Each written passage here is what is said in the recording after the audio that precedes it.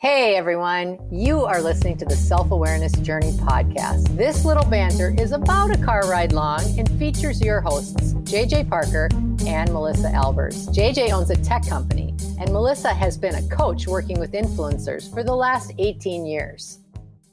Hey Melissa, I have a question for you. Yeah. Do you want to do a podcast about asking questions? Well, I don't know. What's in it for me? Hey, wait, we should try to do the podcast with only communicating by question. By question? Oh, that would be interesting. That would be super hard.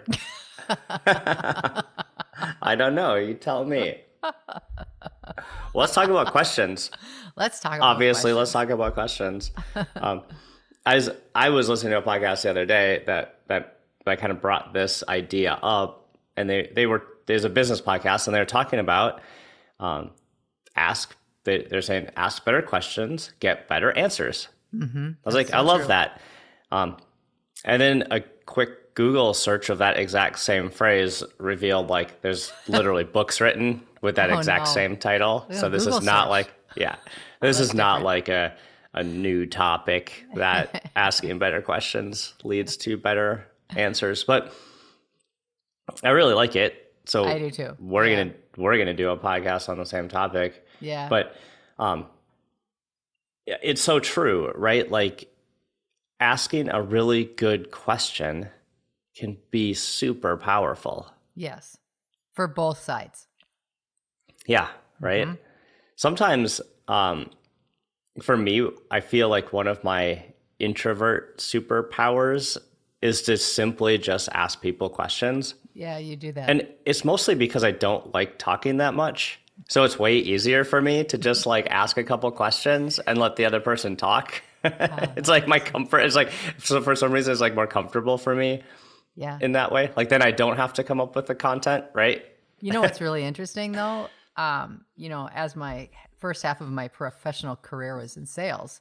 So you can just about imagine how many years worth of sales trainings I went to because I was in sales. And the predominant part of sales training, at least a good part, is learning how to ask questions when and how.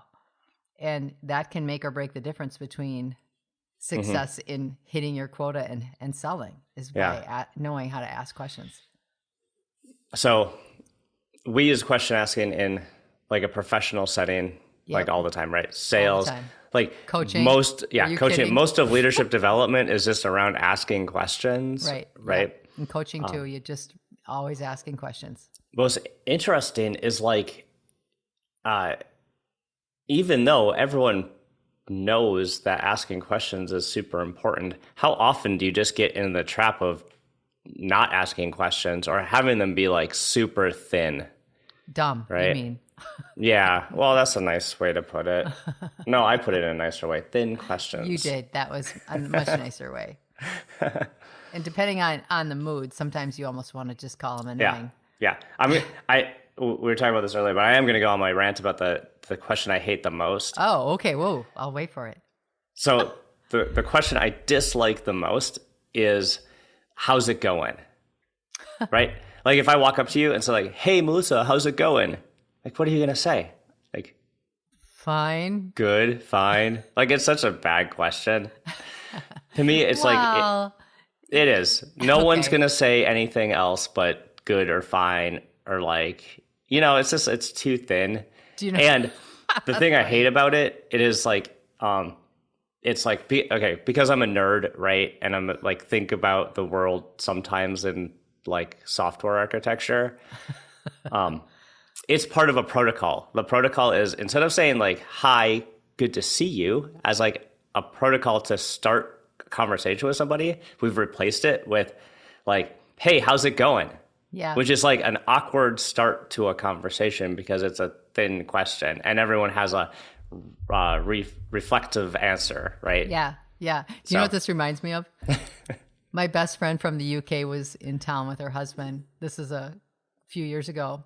And we were at the grocery store and the cashier said to Colin, her husband, hey, how's it going?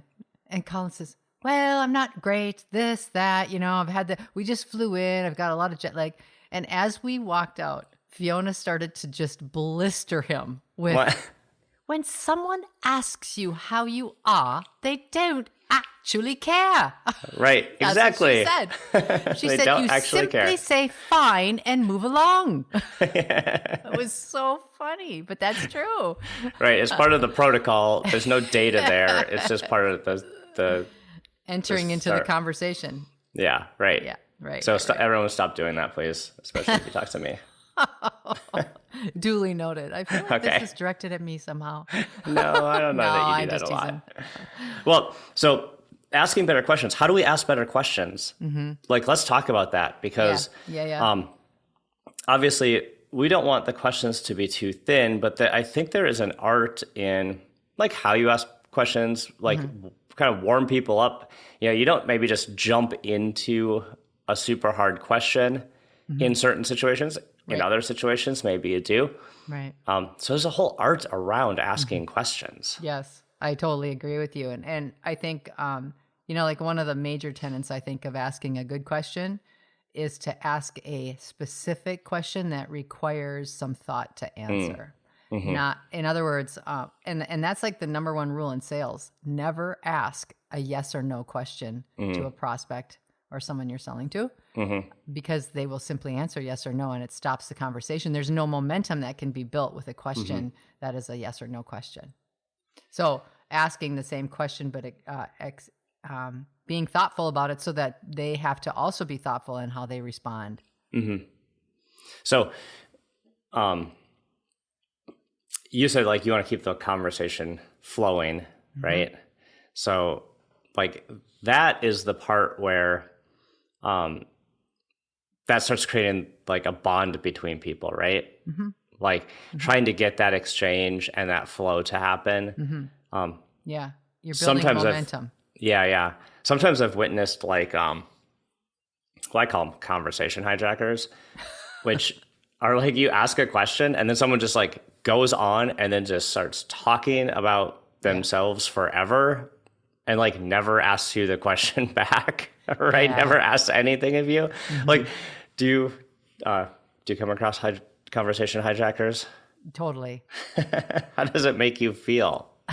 Well, actually, I have gotten to the place where, I didn't even really notice this until just in this moment. But when I ask questions, I'm usually thinking about the person and wondering about the person before I ask the question. So if there's somebody that I think is going to be a hijacker, and you can sort of tell if someone does a lot of talking and there's a lot of empty words, I would probably be more cautious about the question that I would ask because I would know. Otherwise, I would be just lobbing them an underhanded softball at a t-ball game, and and it's over.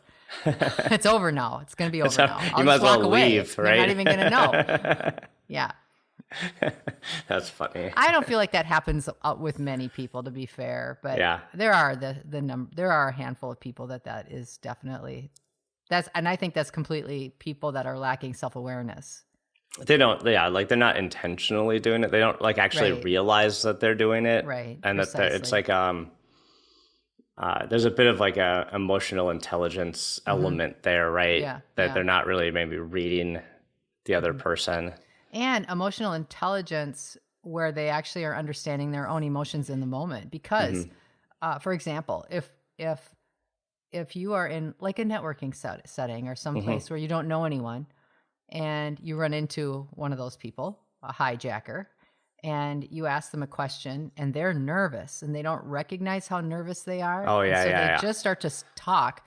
And they'll answer the question, but then they don't want anything to be quiet. And so then they just go from one thing to the next, just hoping that it doesn't have this uncomfortable, awkward quietness. And that's I think a lot of the times people will answer questions in a really crazy way, not only because of how you asked it, but because of their own anxiety or nerves in trying to fit in this discussion between you and this other person. Oh, yeah. Like all the time you witness like that nervous chatter. Yeah. Right? And the fear of silence. That's another interesting thing to me. Like this idea that there can't be any awkward silence in a conversation, and people try to avoid that. I kind of like the awkward silence. Yeah. Sometimes I try to make it happen. That's mean. No, it's not. Okay. No, it's Not not mean. mean. No, it's not. I agree with you though. I think that that's something. I'll say this. I think there's a lot of power in silence.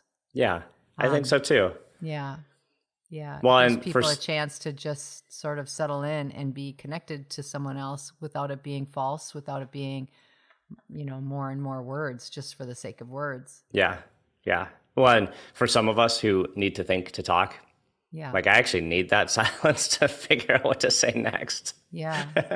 Yeah. And for me as an extrovert, just getting back to the root, how we started the conversation about asking questions, we're talking about answering them now, but so much of how people answer is based on our ability to ask a good question. Mm-hmm. Right. And sometimes a good question requires a moment of quiet, a moment of pause to reflect and answer what you'd like. Yeah. Yeah. When I like when we're talking about like how to ask a good question, because like there's so many questions that are like too big, right? Like we were even talking like the other week, like what's your life purpose? Well, like you can't walk up to somebody and be like, oh, hey, how's it going? What's your life purpose? Right? Like this is too. Let me just pull out my scroll. Right? Yeah, right. Like exactly. The scope is too big. That's like too big of an idea. Like where do you even start with that, right? Mm-hmm. So asking questions that have like the right size, right? And like you said, are specific enough. Like even something as like benign as like what makes you happy, like that is probably too hard to answer, right? But like, what would your perfect day be? Is an easier question, right? Because it scopes it to a day. Like, what can we fit in? Yeah, that's interesting. 24 hours, right? I agree. And then from there, you probably are going to understand what makes this person happy because they're going to tell you about the things they want to do. Yeah. You know, one of the things too is because I've obviously done lots and lots of leadership development trainings and seminars and speaking events. And John Maxwell has a book out that's called Leaders Ask Good Questions. And it's all about asking open-ended questions. So if you're trying to get to know someone, I really like where you're going with this. Is like, what's your perfect day? And really, some of the other things is to focus on value questions, what that person might value. And getting people to talk about themselves is oftentimes a really good way to break the ice. So by asking them questions about themselves, like what you're leading towards now, is really one of the best communication skills you can develop.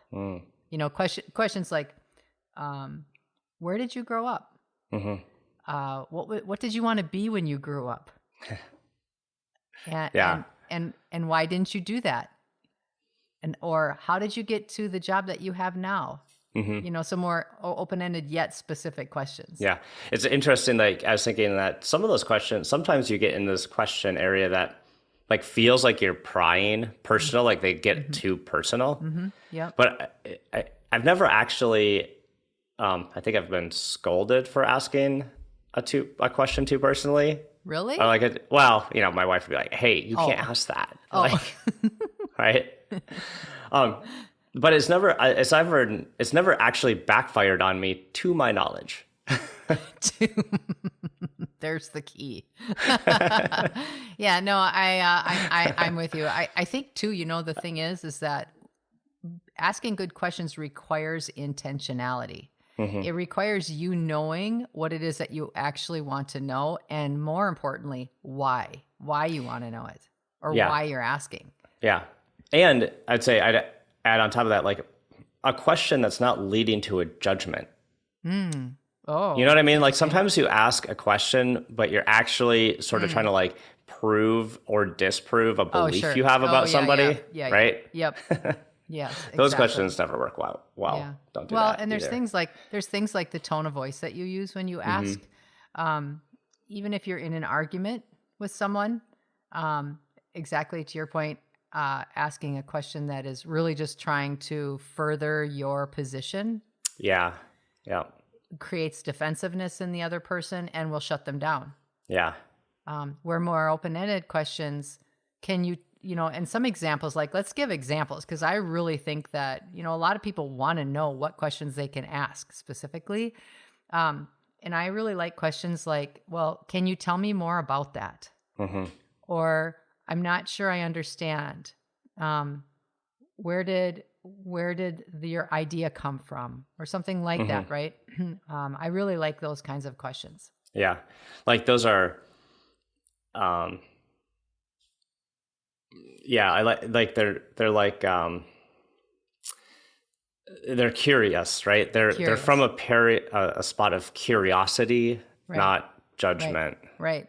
And I think too, when you're dealing with people, and again, it's really knowing who your audience is. Who is it that you're talking to? What kind of person are they? What do you know about them? So for example, if you're working with somebody that's highly detailed, most of the time, if a highly detailed person is in the middle of something or in the middle of their flow, and you ask them a question about the work that they've just done or something that they had their name on, oftentimes if you're not cautious how you ask, or at least aware, cautious is the wrong word. If you're not aware, you actually will make them feel defensive, like you're asking them to prove something about what they know or what they did.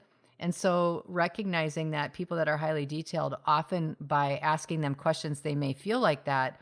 You can also counter that with, I'm just seeking to understand more for myself. Like giving a little bit of why I'm asking you this question. I will often say, oh, I know you've already thought this out, but like, help me understand how you got here. Yeah. Yeah. Like bring me with your thing, that kind of approach. Yeah. Because you want to be in partnership with people. That's what this is all about. We're constantly trying to build our awareness of who we are and understand how other people are wired so that we can be in partnership with others so that things become easier. Yeah. Yeah. The other thing for my personality is when I give an answer, I'll feel very committed to the thing I said. Right. So like if you were to ask me about it, like, hey, is it like, what's the deadline for this project? And I'll have like a really hard time giving you a deadline that's not maybe even padded because I don't want to miss it. Right. So that's that little perfectionism string in there. Is that what you're attaching that to? Got it. Yeah, totally. And so I know people on my team that's a hard question for them to answer. They don't want to commit to that kind of answer. Yeah. Right. So if you ask different things, because like as a part of my role, it might be like estimating when the project's actually going to be done, so we can tell people, the answer of like it'll be done whenever we feel like it's done is not a good answer sometimes. It sounds like a Napoleon Dynamite answer, right? Whatever I want, whatever I want to get done. So so asking questions like in a slightly different way, like do you think this would you be surprised if this project took until next year? Yeah. Oh yeah, no, it's going to get done way sooner than next year. Okay. Yeah. Would you be disappointed if this took more than 2 months? Oh, sure. Yeah, right? That's a good way. Another way that you could approach that same feeling is you could say something like, do you have a reasonable expectation of when it might be done? And I'm not asking you to be for sure right now. I'm just curious if you have a reasonable idea. Yeah. So it gives space. You're giving space to the other person. Yep. It's really funny. Oh, go ahead. No, I was gonna switch the topic on you, so you should finish your thought. No, I was gonna switch the topic too. See, oh geez, how are we that in sync? So good. All right, what do you want to switch the topic to? Well, I was going to talk about answering questions when you are not a detailed person, because that. Let's hear about that. Yeah. So one of the things in my house, and when I say my house, my 2 20-something kids and husband know that I hate being asked a bunch of detailed questions. Because it is trying to pin me down too, but it's for a completely different reason. It's not perfectionism. It's just that I don't want to think that detailed, especially if I'm tired or in the middle of something else. Yeah. And what I find is super annoying, I love you, family, super annoying is when I'll get asked one question that leads to another, that leads to another, that leads to another, and I feel like I'm being interrogated. That bugs me so much. And I find myself, even if the answer is obvious, I find myself wanting to shut down and almost just be like just a troublemaker. Like I don't want to answer. Like, oh, really? Yeah. Well, don't you know the answer to that? Well, what would you think? Like, I actually can be turn it into being a total brat. Yeah, you get like completely flippant on the whole thing. Like, like, no, I said we're going to go on a vacation in Dubai and ride camels. I don't know how we're getting there or anything, but we're just going to do that. And you've asked the same question 46 times in the last 4.5 hours. I'm so out.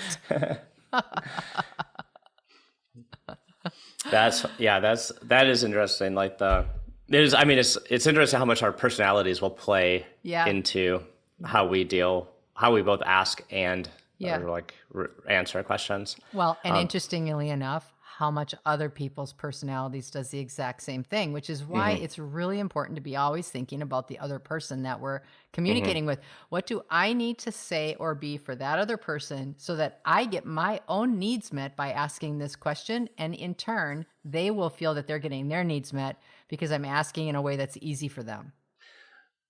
What you said is super right and also super hard.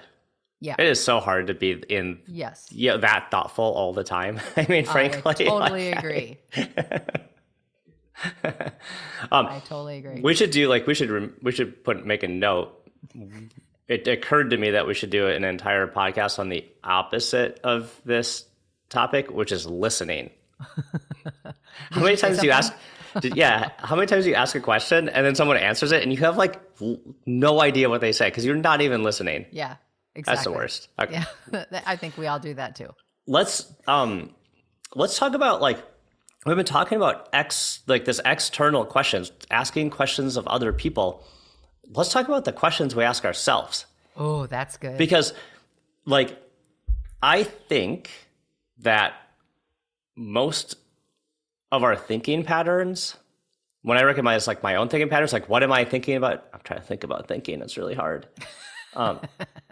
When I think about what are those thoughts that are coming up in my mind all the time, a lot of them are questions. I'm asking myself questions all the time. Right? Yeah, that's interesting. And so my brain is constantly asking questions and trying to answer questions in my head. Right. And I wonder if I'm asking the right questions of myself.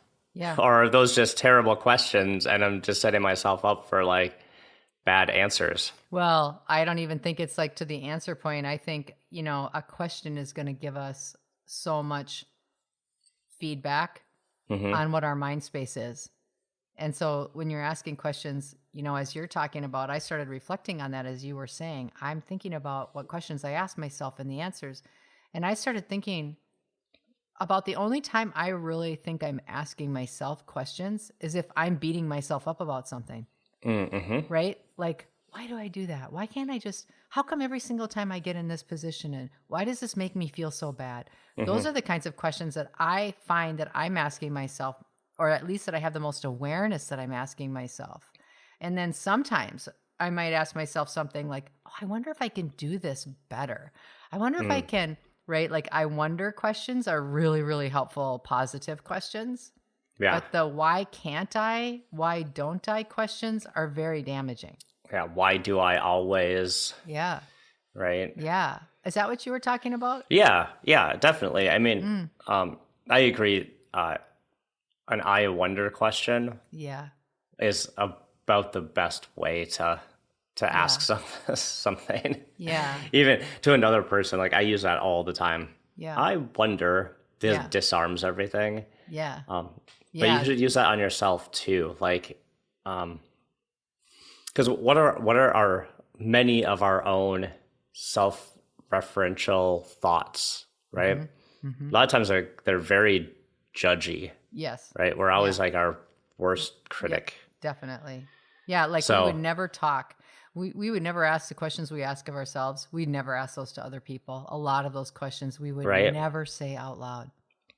So why mean? Yeah, why would we do that to ourselves? Why is our internal dialogue tuned like that, or how did we get in that state, and how do we start asking better questions for ourselves? Well, you asked two really deep questions right in a row. You asked, why do we do that, which is the reactive question, but then you said, what can we do in the future, which is the proactive question. And both of them are really good. Which one you want to answer? You can take your pick. Oh, good. I'd rather take the proactive.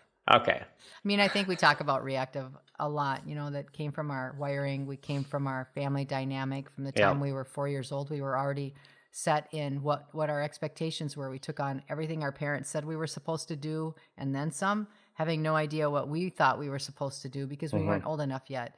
And then we just kept finding substantiating evidence to hold us in that spot.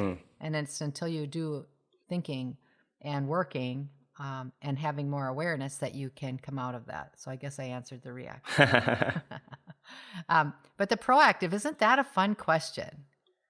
Isn't that a fun thing to think about? Because we have complete control over that. Yep. Or control sounds maybe not the right word, but we have the ability to focus and manage and alter instantly. You have influence on it, right? You have influence. Hopefully. Yes, exactly. Unless your monkey brain's going way too much and you can't even stop it at all. That too. Sometimes happens. The other thing I always like to talk about in our podcast, and it seems like it applies regardless of what the topic is, but it's grace. When we're working with people and we're starting the conversation today about asking questions and people asking good questions or bad questions, isn't it easy to judge other people when they ask something and you can see that they're asking because they're mad and they're looking to forward their own agenda? Isn't it easy to judge them and think, what a jerk? How come they're doing that when, in fact, we maybe did that 20 minutes earlier with someone else? I think we just got to give each other grace with that kind of stuff as we were trying to navigate ways of growing. Yep. Give each other, and then even with ourselves, right? In our own internal dialogue, we might be a little harsh on ourselves, and then we just have to, let that go. Think of a better question to ask ourselves, and then a more curious question. Right. Exactly. Yeah. I just think generally. Oh, there was awkward silence. Do you have any other last questions? Well, yes, I did. Thank you for asking. I was just going to say, in general, regardless of the topic or the person, I just think some of the key things to keep in mind, right? Like for me, when I try to keep in mind is, how can I engage this person in a dialogue with me that is easy and productive?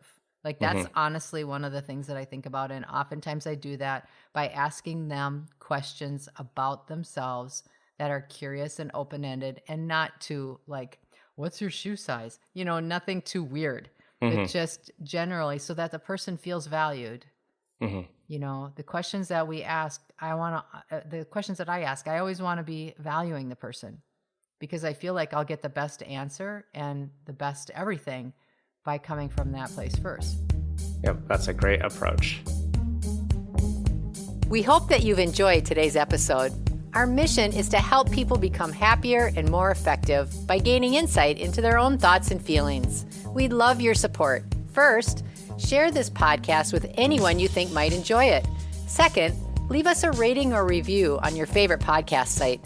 This helps others discover the podcast so we can reach more people. And third, sign up for our newsletter at theselfawarenessjourney.com. This will help us communicate better with you and build our community. Thank you so much for joining us in the Self-Awareness Journey. We'll see you next week.